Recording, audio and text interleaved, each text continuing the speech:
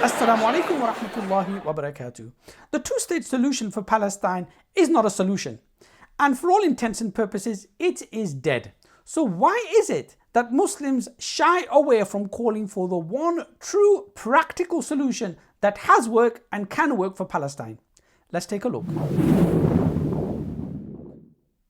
We know that the two-state solution is proposed by the West and it is something that they want, but the Zionists, they don't want a two-state solution, and that has been the case from day one.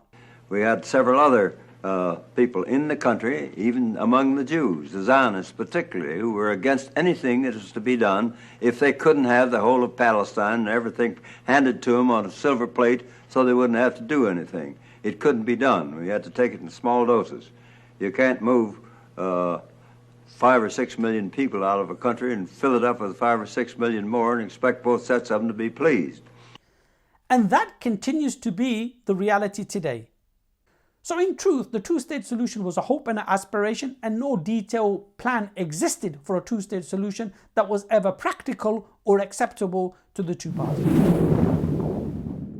So for any two-state solution to be even acceptable to the Zionists, the Palestinian state would have to be demilitarized so as not to be a threat to the Zionists. The borders of the Palestinian state would have to be under the control of the Zionists. The political state the Palestinians would not be allowed to have political or economic independence. Its airspace would be under the watchful eye and control of the Zionists. So in short, the Palestinian state would be nothing more than a glorified city council that would be identifying as a state. So it is very clear that the Zionists don't want to have a two-state solution and have never wanted a two-state solution, and they have always stopped any plans succeeding in trying to achieve this. So then why is it that the Western politicians keep going on about a two-state solution? And the simple answer to this is they have no other viable practical solution for the problem in Palestine. And because the Zionist colony in Palestine is a European colonial project, they have to support it because it is their baby. And they have to tolerate the belligerence of the Zionist colonizers and settlers of that land. So what are the other options? Some people talk about a one-state solution. Now this is something that the West don't want, and this is something the Zionists don't want either. If there was one secular state which both the Palestinians and the Zionists had equal rights, this would be a threat to the Jewish identity of the Zionist state, and therefore this would never be acceptable to the Zionists. The only one state which is acceptable to the Zionists would be a state free of Palestinians. Now the Americans in the West need a trusted ally in the Middle East.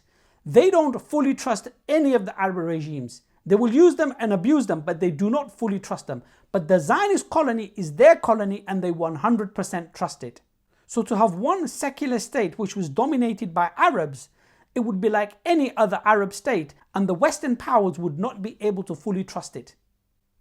So in the absence of any practical solutions, the West keep talking about a two-state solution, giving the Zionists more time to expel more Palestinians and to confiscate more land and achieve their goal of cleansing the whole land and territory of Palestinians.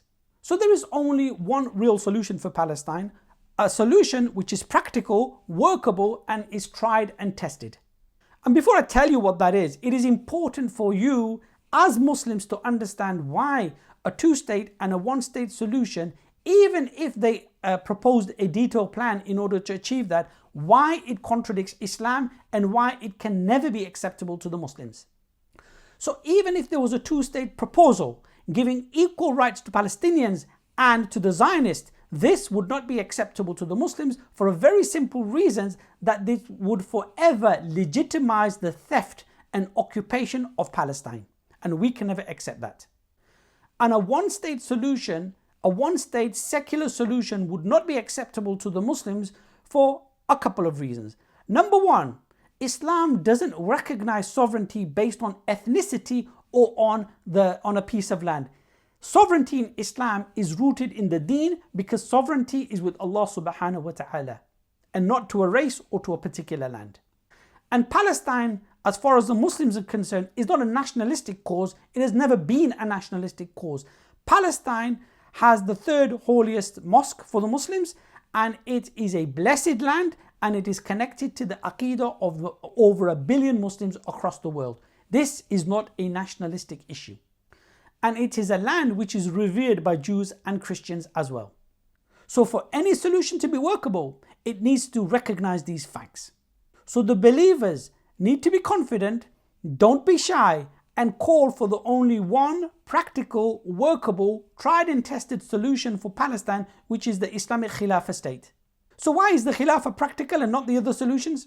Because Judaism doesn't recognize Isa alayhi salam or Muhammad sallallahu alayhi wasallam, so they reject outright any rights to that land for the Muslims.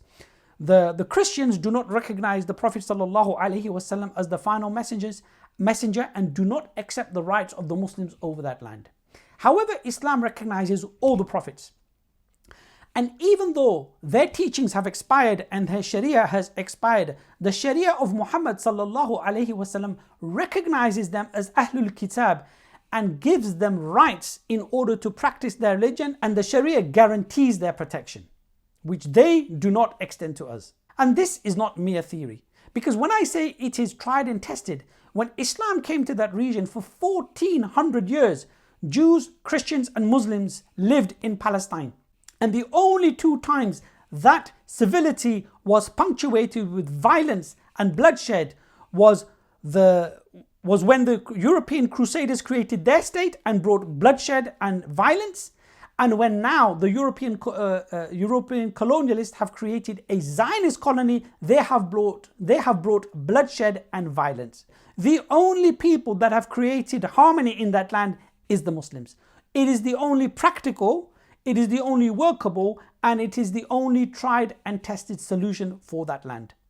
So as Muslims, you are duty bound to call for the one and only one solution that is practical, workable, and is tried and tested, and that is the Khilafah state.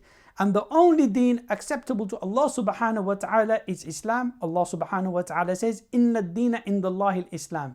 And it is only this deen which can look after the affairs of the people, and it is only this deen that can secure the rights of Muslims and non-Muslims. وصلى الله على سيدنا محمد والحمد لله رب العالمين. السلام عليكم ورحمة الله وبركاته.